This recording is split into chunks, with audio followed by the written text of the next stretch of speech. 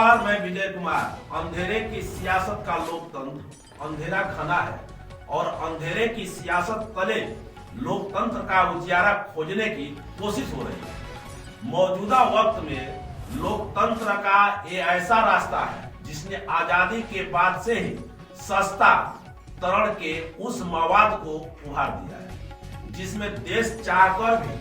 बार बार 1947 की उसी परिस्थितियों में जा खड़ा होता है जहां न्याय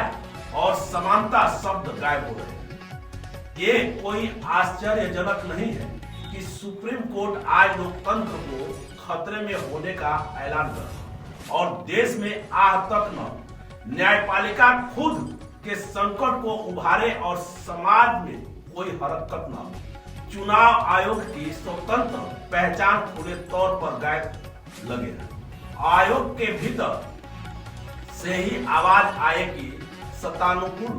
न होने पर बाहर का रास्ता दिखाया जा सकता है या सत्ता के विरोध के स्वर को जगह भी चुनाव आयोग में दर्ज नहीं की जाती। समाज के भीतर कोई हलचल नहीं होती। एक तरफ ईवीएम के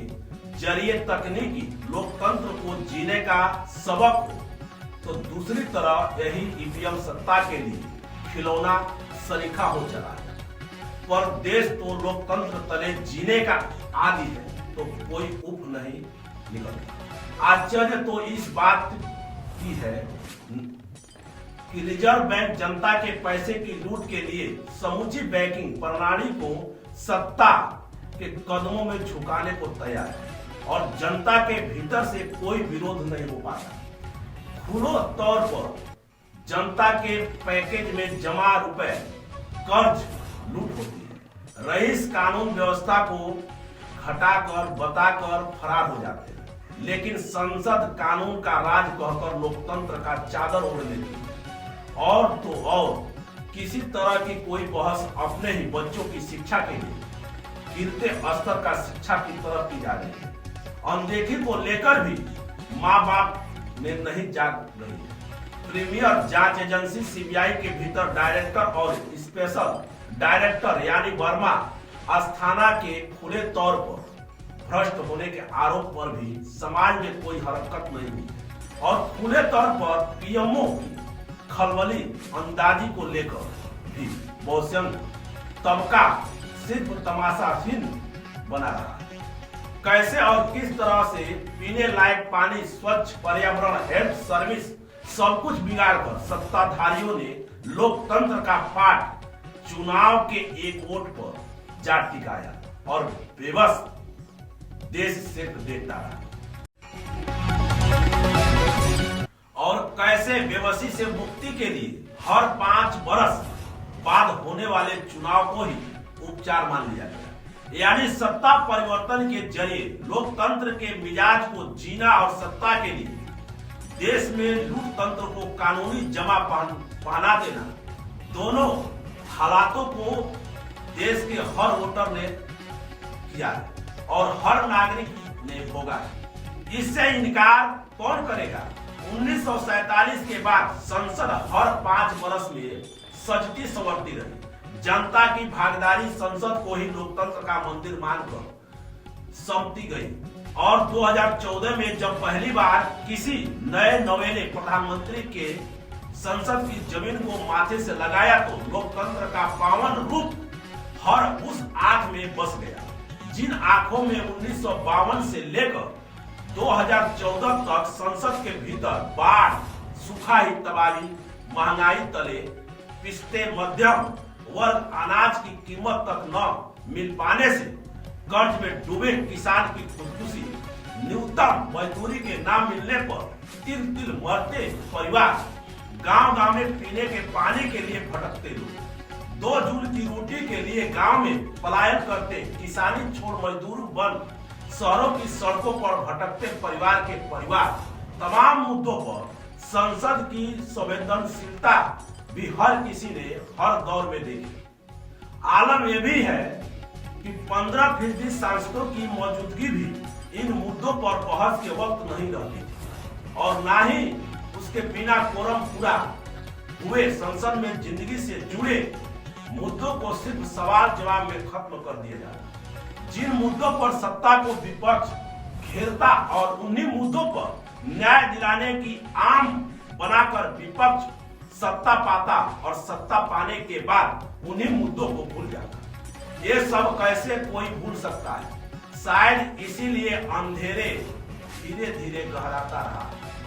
समूचे समाज ने आंखें मूंद रखी थी, क्योंकि लोकतंत्र के आदि हो चले भारत में आवाज उठाने पर असर डालने का हक उसी राजनीति, उसी सियासत के मत्थे थोप दिया गया जिसने अंधेरे को फैलाया और धीरे धीरे गहराया।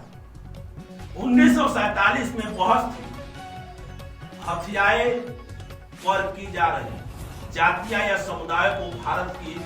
मुख्य धारा से जोड़ने के लिए आरक्षण के जरिए सियासत दी जाए, आर्थिक तौर पर भिन्न तबकों को सत्ता रुपए बांटकर राहत दे, मुफ्त या सस्ते अनाज को बांटे। पर धीरे धीरे आरक्षण राजनीतिक हथियार बन गया और हाशिए पर रहने वाली जातियों को मुख्य धारा से जोड़ने के बदले उन्हें ही मुख्य धारा बनाने की कोशिश शुरू हो। दलित, आदिवासी, मुस्लिमों की बस्तियों में स्कूल, हेल्थ सेंटर या जीने की जरूरतों की व्यवस्था नहीं की गई, बल्कि हाशिए पर के लोगों को सियासी दान, दक्षिणा या सब्सिडी या राजनीतिक रुपयों की राहत तले ही लाया गया। हर राज्य में 2 से 5 रुपए में सस्ता खाना मुहैया कराने के लिए दुकानें खोली और लूट उसमें भी होने लगी। रईसों को मुफ्त अनाज बांटने का ठेका भी चाहिए और उसे मिड डे मील का टेंडर भी चाहिए, क्योंकि देश बड़ा है, करोड़ों लोग हैं, तो लूट का एक और भी करोड़ों के बारे में न्योर कर देना है। ऐसे में कोई क्या कहे, क्या सोचे कि 70 बरस की उम्र युवा लोकतंत्र के नारे तले छोटी लग सकती है, लेकिन 70 बरस का मतलब 5 पीढ़ियों का खपना और 31 करोड़ की जनसंख्या से 130 करोड़ तक पहुंचना भी, और सभी की 1947 के वक्त के भारत के बराबर 3 भारत को गरीबी, मुफलिसी, हाशिए पर ढकेल कर संसदीय लोकतंत्र के रहमो करम पर ठिकाना भी। और जो भी पीड़ा इस अंधेरे के सामने भारत के भीतर है, उसमें अभिन्न या फिर उस तरह आंख मूंद कर कौन से भारत को विकसित बनाया जा सकता है? ये सवाल मुंबई की झोपड़ियों से निकले एंटीना इमारत को देखकर कुछ हद तक तो समझा जा सकता है, लेकिन समूचा सच 2014 के बाद जिस तरह खुले तौर पर उभरा, उसने पहली बार साफ साफ संकेत दे दिए कि अंधेरे की राजामंदी से उजियारों में रहने वाले को खत्म किया जा सकता है, या फिर उनके लोकतंत्र को धराशायी कर हाशिए पर लड़े तबकों से इस उल्लास को भरा जा सकता है कि सत्ता ने उनके लोकतंत्र को जीना हराम कर दिया है, क्योंकि देश में अब सिर्फ अंधेरा हो और सड़क पर बिलबिलाते समाज को ये रोशनी दिखाई देगी कि उनके हिस्से का अंधेरा हर जगह छाने लगा है। लोकतंत्र के इस मवाद को कोई सत्ता के लिए भी हथियार बनाया जा सकता है। ये इसमें पहले कभी भी किसी ने सोचा नहीं, या फिर इसमें पहले संसदीय लोकतंत्र की उम्र बची हुई, इसीलिए किसी ने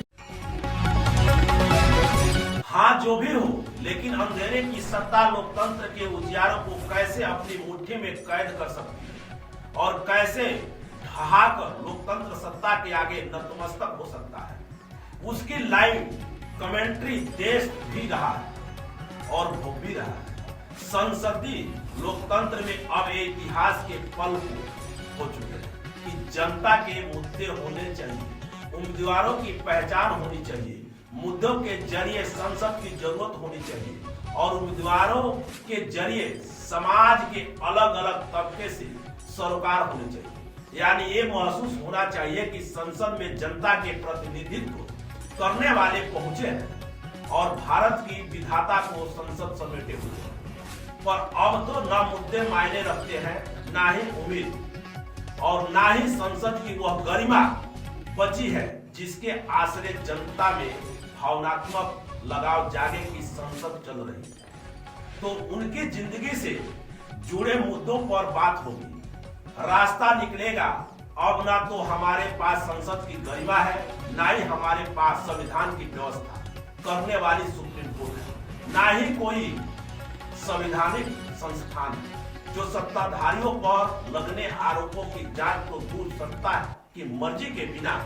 अपने ही काम को कर सके। ना ही हर 5 वर्ष बाद लोकतंत्र को जीने की स्वतंत्रता का एहसास कराने वाला चुनाव आयोग है, ना ही मानवाधिकार आयोग है जो जनता के हक की रक्षा का भरोसा जगाए,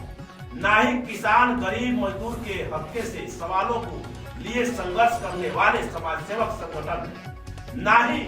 ऐसे शिक्षा संस्थान है जो दुनिया की दौड़ में भारतीय बच्चों पर खड़ा कर सके, शिक्षित कर सके, और ना ही हमारे पास राष्ट्रपिता महात्मा गांधी का वो एहसास है जो राजनीतिक सकार सरोकार और बहुसंख्यक जनता से जोड़ने की दिशा में ले जाए। अब हमारे पास मजदूरों की ऐसी फौज है जिसके लिए कोई काम है ही नहीं, किसानों की बदहाली है जिनके लिए सिवाय खुदकुशी के लिए कुछ देने की स्थिति में सत्ता नहीं है। अब हमारे पास अरबपतियों की ऐसी कतार है जो देश में लूट मचाकर दुनिया के बाजार में अपना धमक बनाए हुए है। अब हमारे पास बेरोजगार की ऐसी फौज है जो राजनीतिक पार्टियों में नौकरी कर रही है या कैरियर बनाने के लिए नेताओं की चाकरी में जुटी है। अब हमारे पास आपराधिक और भ्रष्ट सांसदों विधायकों की ऐसी फौज है जो जनता के प्रतिनिधि बनकर संविधान को खत्म कर संविधान के